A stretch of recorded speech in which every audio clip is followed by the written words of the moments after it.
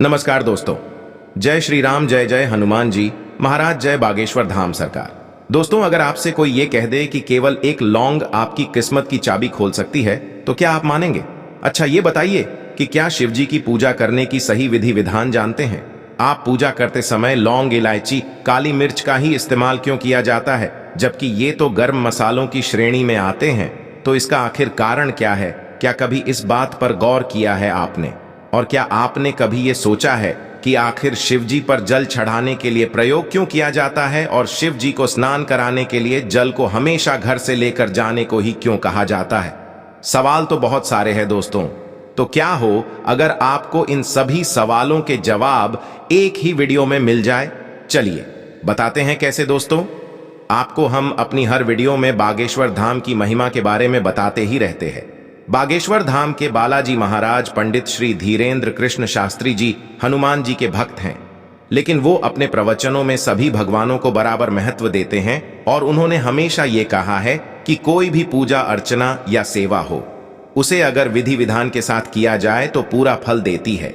तो इसी के चलते उन्होंने अपने प्रवचन में अपने भक्तों को कई ऐसे ज्ञान की बातें बताई जिन्हें जानना हर भक्तों के लिए जरूरी है, ताकि वह पूरे विधि विधान के साथ भगवान की पूजा अर्चना कर सकें। इसी के साथ गुरुजी ने एक लौंग का ऐसा उपाय भी बताया कि अपने घर में एक जगह पर एक लौंग रख देने से आपकी सारी मुश्किलें खत्म हो सकती हैं और आप मालामाल हो सकते हैं। तो क्या है वही उपाय जानना चाहते हैं तो वीडियो के अंत तक बने रहे। आगे बढ़ने से पहले वीडियो को लाइक और चैनल को सब्सक्राइब जरूर कर लें, जिससे कि श्री बागेश्वर बालाजी की कृपा आप पर सदैव बनी रहे।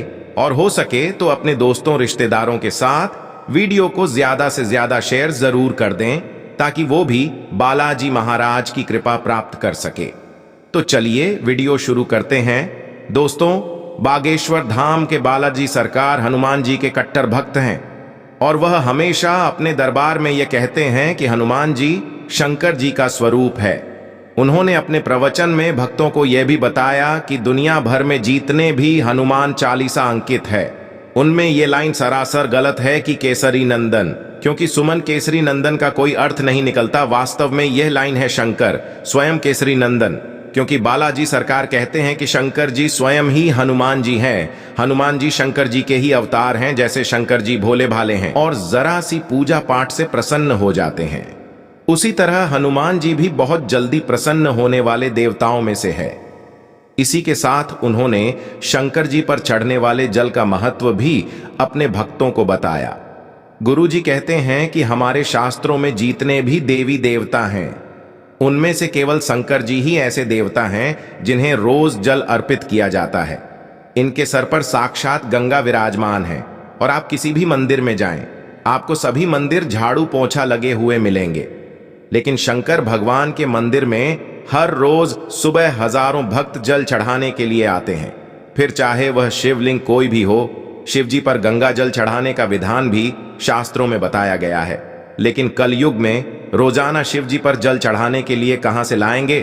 तो विष्णु पुराण, शिव पुराण में वर्णित है कि अगर हम अपने घर से तांबे के लोटे में जल भरकर ले जाते हैं तो सिर्फ मंदिर के द्वार पर बैठे हुए नंदीगढ़ मंदिर को चौखट पार करते ही लौटे के जल को गंगा जल में बदल देते हैं और फिर हम उसी जल को शिव जी पर अर्पित करते हैं। तो इसीलिए जल को हमेशा घर से ले जाने की सलाह दी जाती है। जो लोग मंदिर में लगे हुए नल या टंकी में से शिव जी पर जल चढ़ाते हैं, वे जल वास्तव में शिव जी स्वीकार करते ही नहीं हैं। इसी के साथ तो गुरुजी ने एक और उपाय बताया कि जब भी हमें कितनी भी बड़ी से बड़ी परेशानी हो, तो एक सरल से उपाय करने से सारी मुश्किल हल हो सकती है। आपको कुछ नहीं करना, सिर्फ जो बड़ीकेश्वर महादेव का स्वरूप है, आपको किसी भी बरगद के पेड़ के नीचे एक बटुकेश्वर महादेव का शिवलिंग बनाना है। आप उसकी दूध, दही, घृत, पंचामृत, धतूरे, बेल पत्ती से पूजा अर्चना कीजिए, शिव अभिषेक कीजिए और फिर उस शिवलिंग को पूजा करने के बाद बहते जल में प्रवाहित कर दीजिए। ऐसा करने से मात्र 4 सोमवार में ही आपकी हर मनोकामना पूरी हो जाएगी। दोस्तों, इसके अलावा गुरुजी ने यह भी बताया कि केवल एक लौंग से कोढ़ के कैसे भी काम हो सही हो जाएंगे।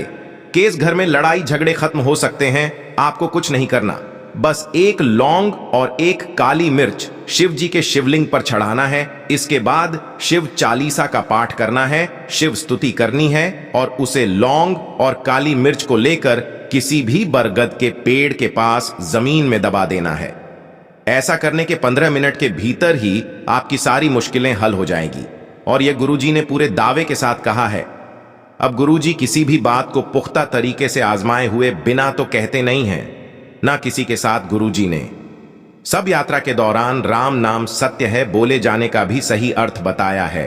वह कहते हैं कि जो इंसान इस दुनिया में नहीं रहा, जो मर गया है, उसकी लाश को कस के रस्सी से बांधकर ले जाया जाता है। उसके पीछे लोगों की भीड़ राम नाम सत्य है कहती हुई चलती हैं। लोग वास्तव में इसका अर्थ नहीं जानते, लेकिन बिना जाने भेड़चाल का अनुसरण किए जा रहे हैं। तो वास्तव में सत्य क्या है? तो गुरुदेव कहते हैं कि एक बार कुछ लोग अर्थी लेकर जा रहे थे और पीछे से राम नाम सत्य है कहते हुए जा रहे थे। शिवजी अपने कैलाश में यह सब देख रहे थे और खुशी से झूम रहे थे। तो पार्वती जी कहती हैं कि हे प्रभु, आप क्यों झूम रहे हैं? ये जो इंसान मरा है, ये वास्तव में बहुत ही झूठा इंसान था। ये हर किसी को ठगता था, झूठ बोलता था। इसने कभी भी भगवान का नाम नहीं लिया और अब यह हमारे लोग आ रहा है, तो अब आप इसमें नाच क्यों रहे हैं? तब शिवजी ने पार्वती जी से कहा कि भले ही यह इंसान कैसा भी हो, लेकिन इसने जाते जाते कितने सारे लोगों के मुंह से यह निकलवा दिया कि राम नाम सत्य है, मेरे राम का नाम ही सत्य है। मैं तो इसीलिए ही खुश हूं क्योंकि बहुत सारे लोग इसी की वजह से मेरे राम का नाम ले रहे हैं। तो सब यात्रा में राम का नाम इसीलिए लिया जाता है कि दुनिया को यह बताया जा सके कि हम दुनिया में चाहे कुछ भी कर ले, कितना भी धन कमा ले, कितना भी मान सम्मान कमा ले, झूठ चोरी या कुछ भी करे, लेकिन अंत समय में एक ही बात सत्य प्रतीत होती है और वह यह है कि राम का नाम ही सत्य है। इसी के साथ गुरुदेव ने अपने प्रवचन में यह भी बताया कि हर इंसान को अपने कर्मों के अनुसार ही फल मिलता है, तो उसे अपने कर्मों को सुधारना चाहिए। और अगर तरक्की करनी है तो तरक्की करने का एक अचूक उपाय भी गुरुदेव ने भक्तों को बताया है। गुरुदेव कहते हैं कि भोलेनाथ की पूजा करना बहुत ही सरल है। तो भोलेनाथ केवल एक लौंग से भी प्रसन्न हो सकते हैं। आपको अगर अपने जीवन में कुछ भी पाना है, कोई भी मनोकामना सिद्ध करनी है, तो रोजाना 1 लोटा जल और 2 लौंग ले जाकर शिव जी के शिवलिंग पर चढ़ा दीजिए। लेकिन इस बात का ध्यान जरूर रखिए कि शिव जी के मंदिर में सफाई रहना भी बहुत जरूरी है। आप जो कुछ भी शिव जी पर चढ़ाते हैं उसे उतारिए भी। ऐसा ना हो कि शिव जी के ऊपर आपने एक के बाद एक फल फूल सामग्री चढ़ाकर उन्हें पूरा हक दिया है। अगर आपके साथ कोई ऐसा करे तो आपको कैसा लगेगा? तो खुद ही सोचिए कि क्या शिव जी इतना वजन सहन कर पाएंगे। शिव जी के मंदिर में सफाई भी जरूरी है। एक बात का हमेशा ध्यान रखिए कि थोड़ा सा जो कुछ भी आप शिव जी पर चढ़ाना चाहते हैं, उन्हें अर्पित करना चाहते हैं, उसे भाव के साथ थोड़ी मात्रा में शिव जी को अर्पित करें और बाकी बची हुई सामग्री एक पात्र में रखें। शिव जी के मंदिर में गंदगी ना करें और सफाई का विशेष ध्यान रखें ताकि शिव जी आप पर अपनी कृपा बनाए रखें। तो दोस्तों, ये थे वो उपाय जो पंडित धीरेन्द्र कृष्ण शास्त्री जी ने अपने भक्तों को बताए और जिन्हें अपनाकर आप अपने जीवन में सब कुछ पा सकते हैं। तो अगर आपको गुरु जी की ये बातें अच्छी लगी हो तो वीडियो लाइक कीजिए और कमेंट बॉक्स में जय श्री राम, जय बागेश्वर धाम सरकार, जय हनुमान जी महाराज जरूर लिखें। तो मिलते हैं अगले वीडियो में। धन्यवाद।